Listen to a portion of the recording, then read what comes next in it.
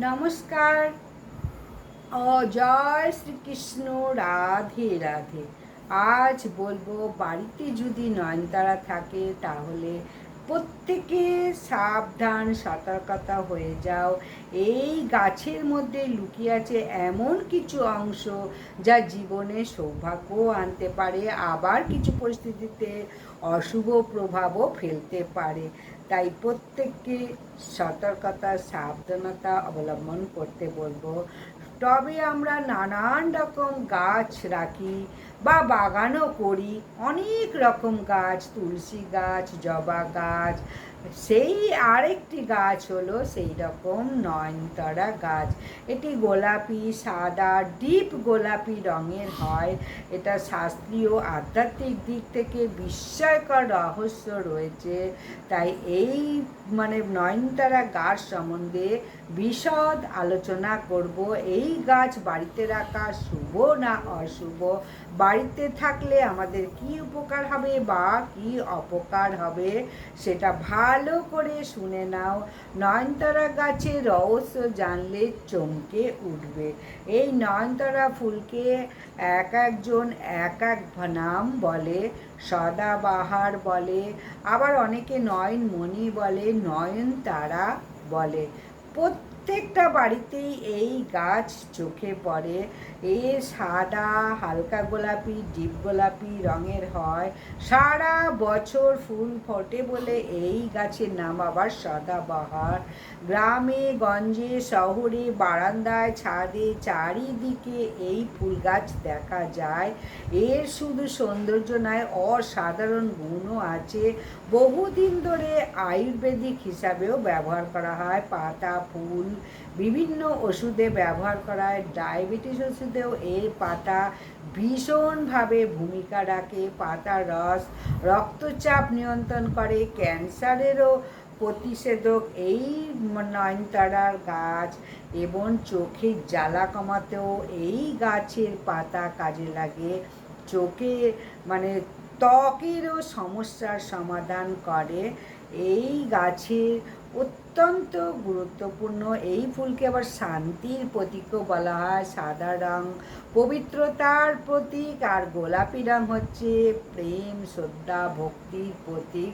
শাস্ত্রে বলা হয় যে গাছে সারা বছর ফুল ফোটে সেটা বাড়িতে রাখলে পরিবারের সৌভাগ্য বৃদ্ধি হয়, মানসিক শান্তি আসে। যাদের প্রচুর রাগ, এটা ঘরে থাকলে নেতিবাচক শক্তি দূর করে এবং সমস্ত নেগেটিভ এনার্জি দূর হয়ে যায়, অপদেবতার হাত থেকে রক্ষা করে। রাতে যদি নয়নতারা গাছের পাশে থাকো, আস্তে আস্তে মনে শান্তি আসে। এই রাত্রিরে বসে ধ্যানও করতে পারো। তাই ভুল দিকে গাছ লাগালে কিন্তু মহা ক্ষতি হয়ে যেতে পারে। তাই ভুলেও কিন্তু দক্ষিণ দিকে এই গাছ রাখো না। শোবার ঘরেও যদি রাখো দাম্পত্য কলহ সৃষ্টি হবে। আর উত্তর পূর্ব কোণে রাখলে অত্যন্ত শুভ এই নয়নতারা গাছ। তাহলে নয়নতারা গাছ উত্তর পূর্ব কোণে লাগাও। আর্থিক উন্নতি হবে, বাচ্চাদের লেখাপড়া মনোযোগ হবে, সুন্দর পরিবেশ হবে বাড়িতে। তাই এই যেমন দিকগুলো ভালো আছে, সেই রকম আবার উল্টো দিকে বলে নয়নতারা গাছ বাড়িতে রাখলে অকাল মৃত্যু হয়।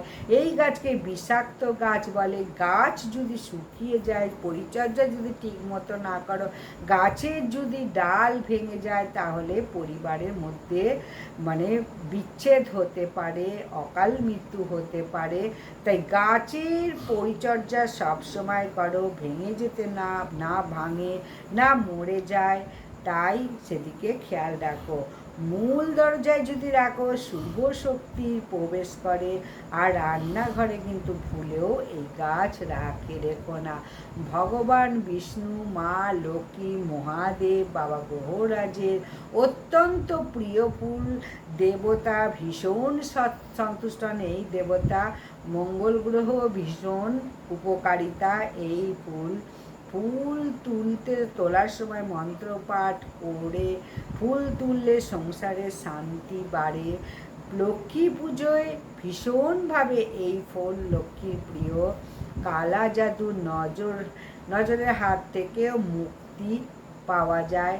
এই পাতা জলে ফেলে স্নান করলে কালা জাদু বা কেউ টোটকা করতে পারবে না। বাচ্চাদেরও নজর লাগলে এই পাতা দিয়ে যদি স্নান করাও তাহলে নজর কেটে যাবে। তাই এই পাতা সবসময় ফুল আর গাছের মধ্যে, প্রকৃতির মধ্যে লুকিয়ে আছে আধ্যাত্মিক শক্তি। সঠিকভাবে ব্যবহার করলে জীবনে সঠিক সৌন্দর্য বা সৌভাগ্য এনে দেয়। আর অবহেলা করলে এই গাছে জীবনে আসবে অশুভ প্রভাব, দুঃখ, দুর্দশা, কষ্ট। তাই গাছ থাকলে অবশ্যই সুন্দর করে শাস্ত্র মেনে যদি ব্যবহার করো, শুভ শক্তির প্রভাব বাড়িতে ঘটবেই। তাই আজ থেকে যত্ন নাও, যদি নয়নতারা গাছ বাড়িতে থাকে। শুধু প্রকৃতির সৌন্দর্য নয়, আমাদের ভাগ্য গভীরভাবে সংযোগ ঘটায় এই গাছ। সঠিকভাবে গাছটা আছে কিনা দেখে নাও। তাই এইভাবে যদি নয়নতারা গাছকে ঠিক জায়গায় লাগিয়ে ঠিক কাজে ব্যবহার করো, প্রতিদিন এই ফুল মা লক্ষ্মীর চরণে, নারায়ণের চরণে যদি অর্পণ করো, তোমার গৃহ থেকে কোনো দিন লক্ষ্মী ছাড়াবে না। সর্বদা মা লক্ষ্মী তোমার গৃহে বিরাজ করবে। আজকে তাহলে এখানেই শেষ করছি ভিডিওটা। আশা করছি প্রত্যেকের ভালো লেগেছে। ভালো লেগে থাকলে অবশ্যই লাইক, সাবস্ক্রাইব, শেয়ার করে দাও। নমস্কার, বিদায়। আবারও আসি আরেকটি নতুন ভিডিও নিয়ে।